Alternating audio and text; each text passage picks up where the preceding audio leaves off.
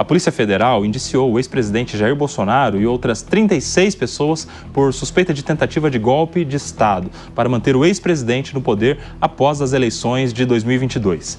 10 indiciados pela Polícia Federal e Bolsonaro estavam na lista da CPMI do 8 de janeiro. A CPMI foi instalada em março do ano passado no Congresso Nacional e teve a senadora Elisiane Gama como relatora. 20 deputados apresentaram um pedido para arquivar o PL da anistia após os indiciamentos.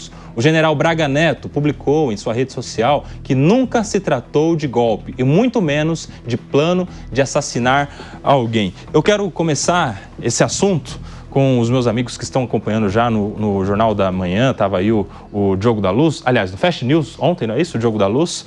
Quero a sua avaliação. Como é que você avalia essa semana judicial em Brasília com um indiciamento do ex-presidente da República, já o terceiro indiciamento dele, ele que já foi indiciado no caso das joias e também no caso do cartão de vacinas, mas esse aparentemente é o caso mais grave, né? Diogo da Luz. Sem dúvida. Boa tarde a todos, boa tarde, logicamente, à nossa audiência. O que me parece é que para falar da questão penal ainda é um pouco cedo, porque nós sabemos pouquíssimas coisas.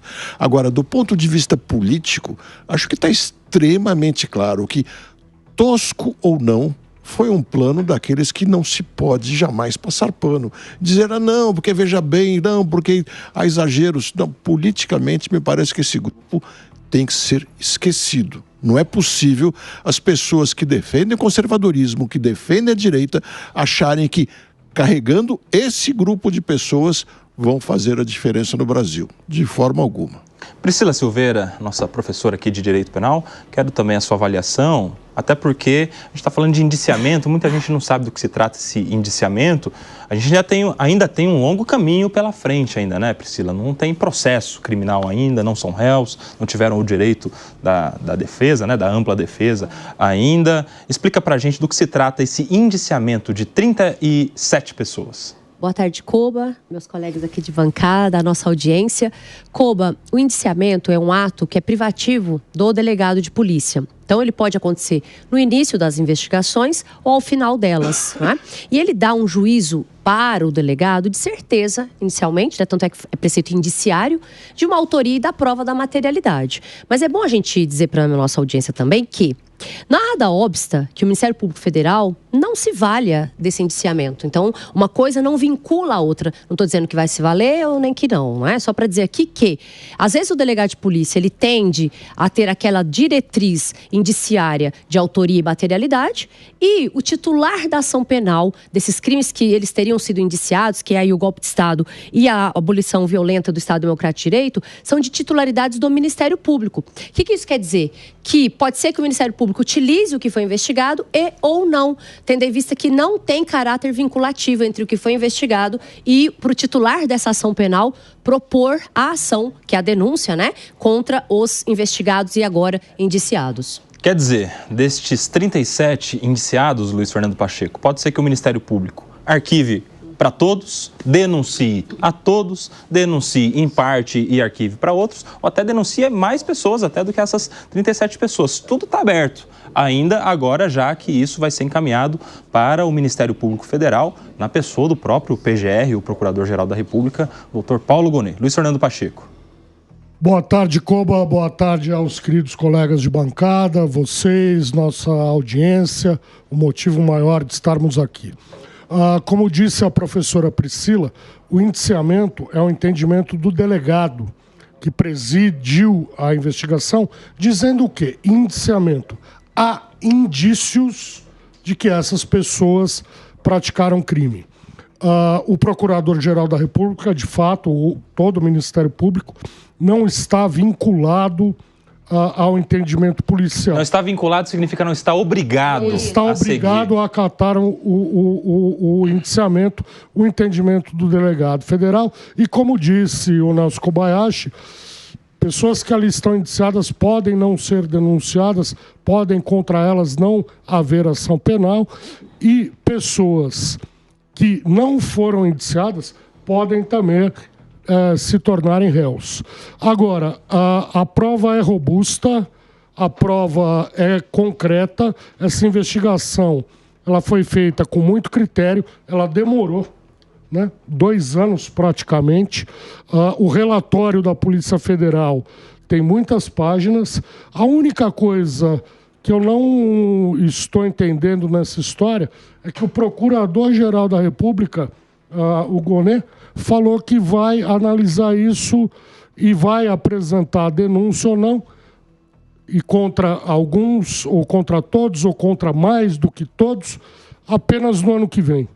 Isso, para mim, ele devia seguir o desembargador lá do TRF-4, que, ao receber a apelação contra a condenação esdrúxula do Moro contra o presidente Lula, que era também, tinha muitas páginas, em 24 horas apresentou o caso para julgamento.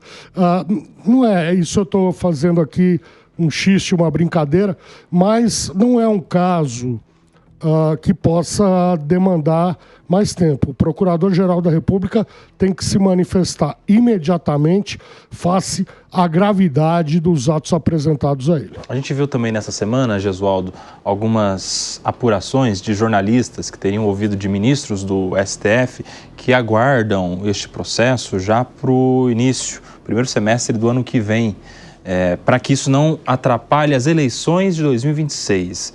A gente comentou durante a semana sobre esta apuração e ouvimos algumas críticas de que a justiça não pode pautar o seu tempo com base na política, né?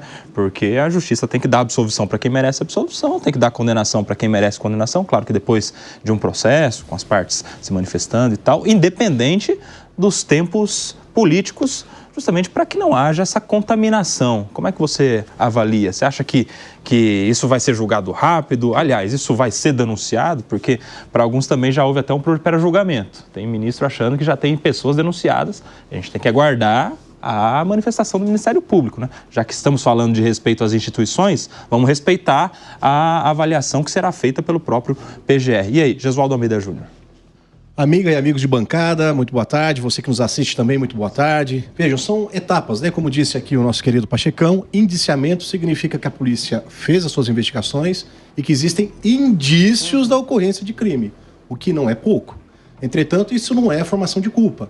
Após esse indiciamento, o procurador poderá ou não promover a sua denúncia, o que também não significa condenação. A condenação é ainda um estágio posterior. Talvez sobrevenha a denúncia de todos os indiciados e todos podem ser absolvidos ou todos podem ser condenados. Entretanto, como bem disse o Koba, já se politizou demais essa questão. Eu ouvi gente como o Ronaldo Caiado, por exemplo, dizendo que chega de falar disso porque já cansou, como se isso fosse motivo para absolver ou para condenar qualquer um. A investigação foi muito bem feita, a denúncia, acreditamos, também deverá ser pautada em cima desse indiciamento e as apurações judiciais ao encargo do Supremo Tribunal Federal têm de ser alheias a qualquer tipo de politicagem. E convenhamos, pautar um julgamento com base em data eleitoral, no mínimo, já gera um estranhamento.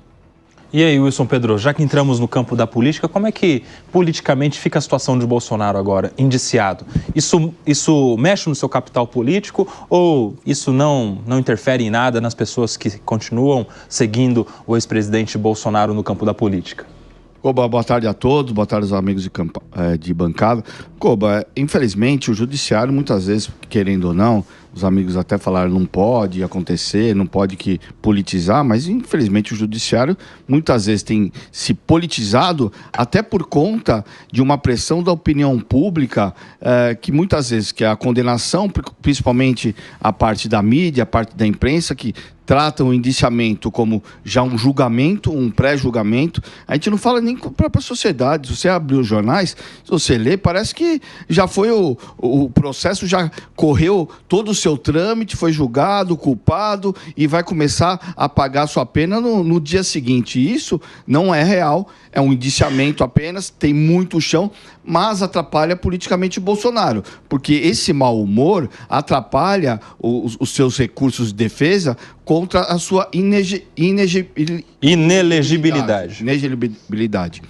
Então, isso vai causar um certo temor a ele e ao seu grupo. Ele continua falando que é candidato, mas, volto a dizer, a pressão da mídia e da sociedade muitas vezes atrapalham o julgamento, coisa que não deveria ocorrer. Já que estamos falando no ex-presidente Bolsonaro, ele criticou o inquérito que o acusa de participar de uma tentativa de golpe de Estado. O ex-presidente criticou esse inquérito, essa investigação. Segundo o ex-chefe do Executivo, a história é uma coisa absurda. Bolsonaro disse isso enquanto cortava o cabelo, em uma barbearia no interior de Alagoas. E aí, Diogo da Luz? Cabe a ele dizer justamente isso, né? Refutar a investigação contra ele. Eu acho que o caminho, do ponto de vista político, eu insisto, eu não quero avançar na discussão do ponto de vista penal, porque acho que tem muita coisa para a gente entender. E concordo com tudo que vocês disseram aqui sobre a possibilidade dos caminhos, né? Mas o Bolsonaro, no meu entender, ele só tem uma saída: rechaçar com veemência a tentativa de golpe. Dizer muito claro, se pessoas no meu governo tentaram fazer isso, eu não tinha nada com a história e repudio, sou contra, e se de fato isso é real, elas têm que pagar, têm que ser condenadas. Se ele viesse a dizer isso, ele aí sim estaria politicamente com uma sobrevida. Enquanto ele estiver dizendo que é perseguição e que não está enxergando, na verdade, que isso tenha acontecido, não levar isso a sério, ou como o seu próprio filho disse, que tentativas não são crimes, ele politicamente perderá muitíssima força, não tenho dúvida alguma. Wilson Pedroso, você como estrategista político, que conselho daria ao Bolsonaro?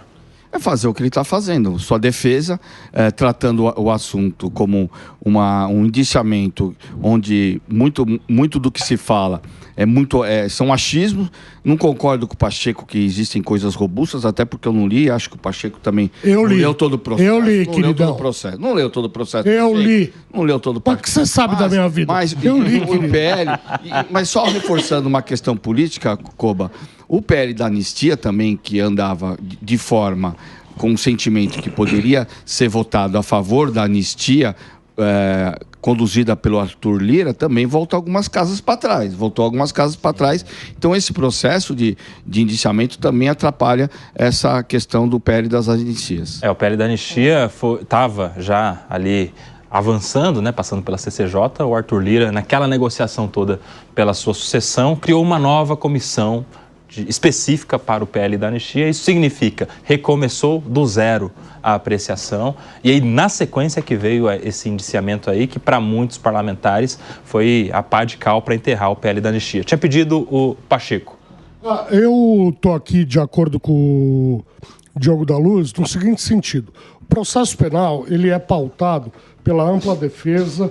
Todos os 37 que estão indiciados e, se forem denunciados, terão direito à ampla defesa. Agora, o julgamento político não é o judiciário quem faz, é a população.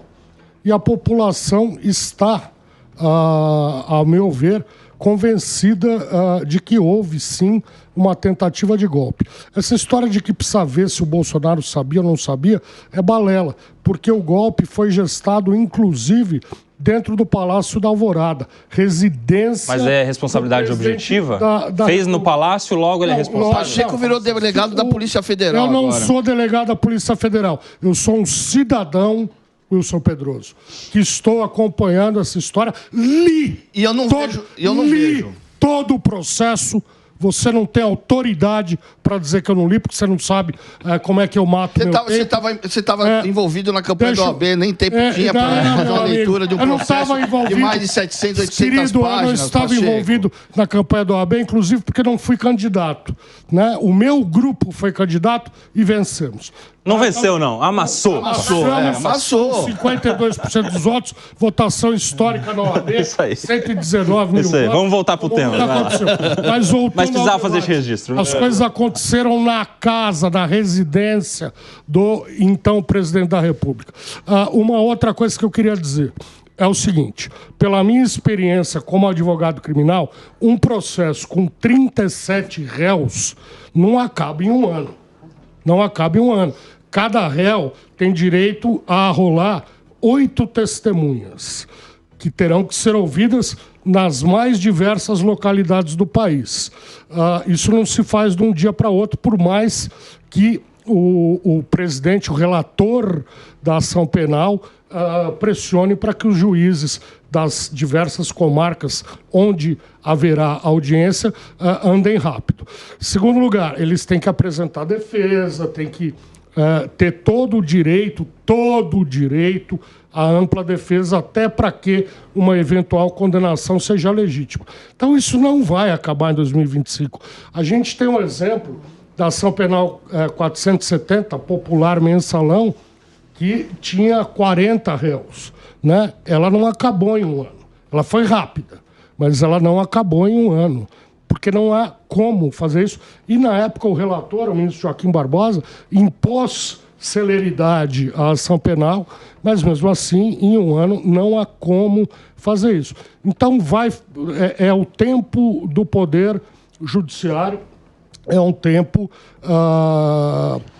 que não é rápido. Agora, a condenação por parte da população que está esclarecida sobre os fatos, essa já ocorreu. Bolsonaro e sua trupe estão fora, para sempre.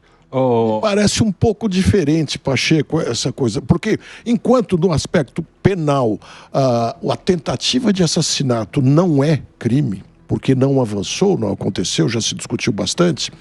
Do ponto de vista político, eu acho que os eleitores ficam muito mais indignados de saber que havia lá um grupo pensando em assassinar pessoas. Isso que eu acho que é muito forte e que politicamente inviabiliza. Vamos... Espera só um pouquinho, Pacheco. Mas muito rápido, vai lá. Muito Fecha aí, vai. De fato, eu acredito que você tem razão, Diogo da Luz, em relação à tentativa de assassinato ou a cogitação pelo assassinato. Ocorre que o crime de tentativa de golpe está no artigo 366 do Código Penal. A mera tentativa já é a consumação do crime. Tentar o funcionário público, civil ou militar, depor o governo constituído ou impedir o funcionamento das instituições constitucionais. Pena, reclusão de 4 a 12 anos. Eu só quero explicar, Koba, me deixa rapidamente, por que a tentativa já é o crime consumado. Porque uma vez que você tiver o crime consumado, não há pena possível, porque os ditadores estarão de plantão e impedirão. Claro, não poderão ser culpabilizados. Vamos organizar as ideias, porque são muitos os assuntos aqui. Eu vou me valer da professora Priscila aqui, porque são muitos assuntos. Priscila, primeiro, já que já estamos nesse assunto de tentativa ou não, de assassinato, se isso é golpe ou não é, enfim, vamos organizar. Eu quero entender de você, Priscila, porque se me lembro bem das aulas de direito penal, no iter crimes, né, que são as fases do crime, a gente tem 4 fases. A primeira é a cogitação, o segundo são os atos preparatórios. A terceira, presta atenção nisso, a terceira são os atos executórios e a quarta é a consumação. Tentativa só existe quando chega na terceira. Isso. Enquanto está na segunda, atos preparatórios, ainda não há tentativa. Cogitação e atos preparatórios não são puníveis em regra. Ou seja, posso pensar em matar alguém, posso manifestar minha vontade de matar alguém. Isso não me faz um criminoso. Se eu pensar e cogitar isso sozinho. Agora, e se eu tiver em trio, ou em 4, ou em 5, ou em mais pessoas? Priscila, não tem também associação criminosa, organização criminosa? Explica pra gente, vai lá. Por partes. Primeiro, só pegando o que o Diogo falou, e nesse aspecto da tentativa de homicídio, você tem razão mesmo. Quando a gente fala do percurso do crime, o início do ato executório, pela regra do artigo 14 do Código Penal, permite, né, que a pessoa queira chegar até o final do crime e não consiga por circunstâncias alheias à sua vontade. Para isso, ele tem que destinar sua conduta, dirigir sua conduta para o bem jurídico, né, tutelado pelo Estado. Só que um pouquinho, como o Koba que disse, em regra, nós temos exceções do nosso ordenamento, e o crime do artigo 359-M, que é o golpe de Estado, a quem se imputa aí, né, enfim, não estou dizendo que ele fez nem que ele não fez, foge um pouquinho a essa regra, Koba, haja vista que se trata de um crime de atentado, ou também chamado de crime de empreendimento. O que diz esse crime? Não importa se a pessoa tentou ou se ela conseguiu. Diferentemente de eu acertar ou não nos outros crimes, onde eu pego aquilo que ele queria e diminuo a pena, para esse crime, não importa se ele conseguiu ou se ele não conseguiu, a pena é a mesma. Razão pela qual fica difícil a gente entender se dentro desse plano, e aí eu não posso afirmar porque eu não vi os autos, sim, diferentemente do meu colega, nesse planejamento, se já houve a tentativa, a ideia já seria em regra punível. Por quê? Porque ele fala, como ele diz, tentar ou... O Pri, então a grande questão deste processo, me parece, a grande resposta que os magistrados darão será se houve ou não houve início de atos executórios. Isso, é isso? Na verdade... Quando foi que deixou de ser um ato preparatório para ser um início de ato executório para configurar a tentativa, é isso? É porque aqui, nesses crimes, como ele chama crime de atentado, o próprio início... aliás, que não é problema só desses crimes, tá, Koba? É muito difícil a gente, em vários crimes, entender o que foi início de ato executório. Sim. Só que o problema aqui é o seguinte, a gente tem crime de associação criminosa, onde as pessoas, 3 ou mais pessoas se reúnem para a prática de crimes, mas nós também temos organização criminosa. Que é mais grave, né? São 4 ou mais, crimes com pena maior, superiores a 4 anos ou transnacionais. E um problema aqui que a gente tem que entender é o seguinte, muita gente fala disso, a tentativa de fato para homicídio, ela não vai poder ser punida porque a gente não pune os pensamentos, né? A gente passa a punir aqui o Código Penal a partir do momento que se iniciam os atos executórios. Mas ele não quis, o que o STF, né, e o que foi a investigação, foi no sentido de que matar era o meio para se chegar a abolir o Estado Democrático de Direito. Então a gente fala da consunção. Aí entra uma outra coisa que eu explico brevemente. O que é o princípio da consunção? Quando eu quero um crime fim, eu pratico um outro crime ao meio, não é? E esse crime ao meio, ele resta absorvido. Então, mais ou menos, para explicar para a nossa audiência, usando outro crime. Se eu quero furtar uma casa, né, e eu preciso entrar nessa casa, eu não vou responder por violação de domicílio e pelo furto qualificado. Eu só respondo pelo furto qualificado. Sim. Então, só para deixar claro que, realmente, rechaço a ideia de que poderia ser punido aí a tentativa de homicídio e acho que não é sobre isso que foi o indiciamento. O indiciamento foi, de fato, pelo crime de atentado, o crime de empreendimento, que pune da mesma forma o crime tentado e o crime consumado. Pois é, eu não sei se me expressei mal, fui mal entendido, não, mas tá é certo. Justamente isso que eu quis dizer. Do ponto de vista penal, o que é grave é a formação de quadrilha e a tentativa de golpe. Agora, do ponto de vista do eleitor, isso é pouco tangível. Quer dizer, o que é tentativa de golpe na cabeça dele? Mesmo a formação de quadrilha não enxerga. Mas planejar assassinato, do ponto de vista do cidadão comum, é uma coisa extremamente repugnante. E eu acho que é aí que é a grande perda política e nesse ponto, principalmente, que o presidente Bolsonaro e qualquer pessoa desse grupo que queira ter pretensões políticas futuras ainda, precisa se mostrar claramente contra qualquer ideia de cometer assassinato, mesmo que isso não seja punível. Ô, Gesualdo, agora há uma outra grande tarefa, que é também individualizar as condutas desse tanto de gente, né? Porque são 37 indiciados. E, naturalmente, tem quem tenha mais culpa, tem quem tenha menos. Quem tenha, eventualmente, participação em mais crimes, tem também aqueles que têm, eventualmente, participação em menos crimes. Também é uma missão para que não haja também uma condenação aí de baseada e de responsabilidade objetiva, só porque está no mesmo grupo, só porque estava no mesmo círculo de ambiente e junto numa condenação. Responsabilidade criminal tem que ser justamente essa específica para cada uma das pessoas, né? Subjetiva. Koba, olha só, depois de tudo que foi falado aqui, eu sinceramente penso o seguinte. Primeiro, né, que se houve tudo isso realmente aconteceu, não tem como o Bolsonaro não saber e ter de alguma forma participado. Seria improvável, impossível, se não até utópico imaginar que ele não soubesse, que tivesse dado aval, que tivesse trabalhado junto com isso. É humanamente impossível que o chefe não saiba aquilo que os subalternos estão fazendo em favor dele. E as respostas que o Bolsonaro tem dado sempre são aquelas respostas padrão, né? A esmo, isso é historinha, isso é não sei o quê. Mas, Diogo, diferente do que eu vi da sua fala, eu acho que pro bolsonarista raiz, cara, isso não atingiu. Daqueles com os quais eu tenho conversado, qual é a discussão que eles apresentam? É perseguição. É perseguição do Supremo, perseguição do Xandão. Para esse tipo de eleitorado do Bolsonaro, eu acho que o atingimento foi pouco. Agora, para aquele que votou no Bolsonaro, porque não votou no Lula, talvez para esse faça efeito. Para esse cara, ele é atingido. Porque o Bolsonaro está conseguindo construir uma narrativa também para o seu eleitor de que isso é perseguição política. Por isso que é importante também, Priscila, que a justiça não só seja justa, deve parecer ser justa também, né? Tem que também manter a imagem de justiça isenta, enfim, e aí recai aquela crítica de que se havia um plano de assassinato do presidente Lula, do Geraldo Alckmin e do ministro Alexandre de Moraes, ele se torna inequivocamente uma vítima e que, portanto, não poderia ser mais o juiz relator do caso. Né? Isso. Há no nosso Código de Processo Penal, Koba, a chamada suspeição e impedimento, né? Então, seria isso, grandes estudiosos do direito têm falado sobre isso, porque o Código de Processo Penal, principalmente ele, fala que se eu sou vítima, haveria uma torpeza em julgar algo relacionado à minha própria, né, torpeza, como eu disse. Só tem que tomar um cuidado, porque há quem entenda em sentido contrário, né? Eu sou partidária de que haveria uma suspeição, até porque ele seria indiretamente, né, o ministro e o presidente e o vice-presidente, eles seriam diretamente ligados a esse atentado. Porém, existe um posicionamento em sentido contrário, Kobe, é bom a gente falar o posicionamento em sentido contrário, por quê?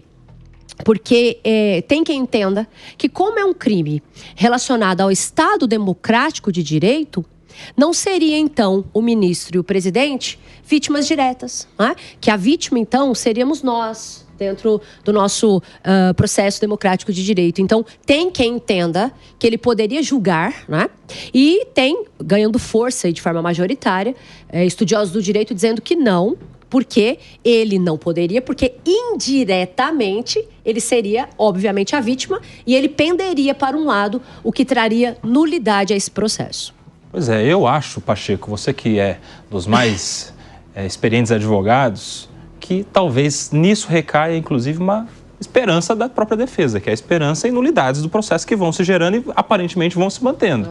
O inquérito que é pré-existente, o inquérito aberto de ofício em 2019, que foi abarcando ao longo dos anos muitos outros fatos, uma elasticidade gigantesca da competência, que era inclusive uma crítica que havia na época da Operação Lava Jato e que anos depois foi justamente o objeto da nulidade de muitos processos e muitas condenações.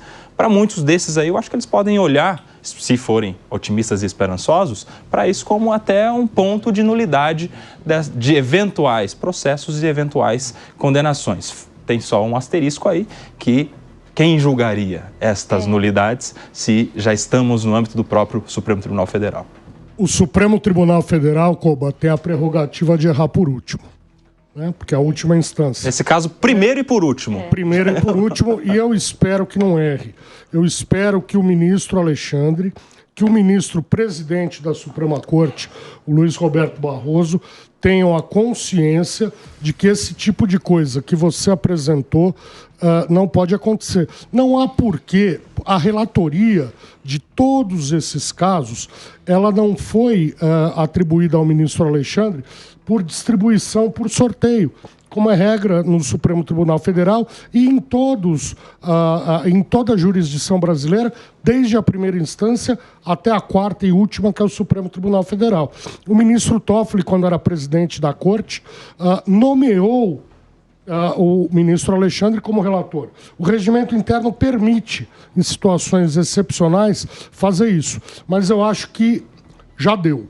O tempo do Alexandre cuidando desse tipo de coisa, já passou. O Alexandre, aliás, o Supremo e a sociedade têm que confiar que qualquer dos 11 ministros vão ter isenção, aliás, qualquer dos 10 ministros vão ter isenção para conduzir essa ação penal futura, que virá com toda certeza, menos o ministro Alexandre. Porque ele o Estado, a sociedade é vítima, mas o Alexandre diretamente é também. Porque quem ia morrer não sou eu nem a professora Priscila. Quem ia morrer seria o Alexandre. Então, a mesma coisa quando o filho dele foi atacado. Obviamente ele está suspeito. Então, essa concentração de poder não tem muito sentido. Sobre a cogitação de homicídio, de fato, não vejo aí crime. Cogitação não é crime. Eu posso pensar em matar qualquer pessoa e se eu não tomar nenhum ato em relação a isso, crime nenhum eu cometi. Ocorre que nós estamos tratando de altas autoridades da República. E a hora que o Flávio Bolsonaro admite que se cogitou matar o presidente... Ele admitiu? Ele admitiu quando ele disse justamente essa tese que nós encampamos de que a cogitação não é crime. Ele admitiu que houve a cogitação e que isso não é crime. Então, isso é gravíssimo, não do ponto de vista penal, mas do ponto de vista político. Nós vamos recuperar aí para trazer na íntegra aí o que disse o senador Flávio Bolsonaro sobre... Essa foi a leitura que eu tive. Se eu estiver equivocado, depois de vermos o vídeo, vou pedir desculpa a você, senador Flávio Bolsonaro.